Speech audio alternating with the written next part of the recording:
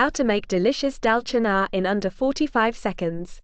For the perfect dal chana recipe, you'll need 1 cup of chana dal, Bengal gram lentils, 3 cups of water, 1 onion, chopped 2 tomatoes, chopped 1 teaspoon of ginger paste, 1 teaspoon of garlic paste, 1 teaspoon of cumin powder, 1 teaspoon of coriander powder, salt to taste, 2 tablespoons of oil, handful of chopped coriander for garnish. First, soak the chana dal in water for 30 minutes.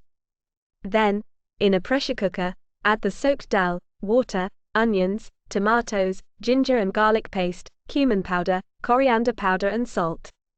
Give it a good mix and pressure cook for 3 to 4 whistles. Once done, turn off the heat and let the pressure release naturally. Then, heat oil in a separate pan and fry some chopped onions until they turn golden brown. Add these fried onions to the dal and mix well.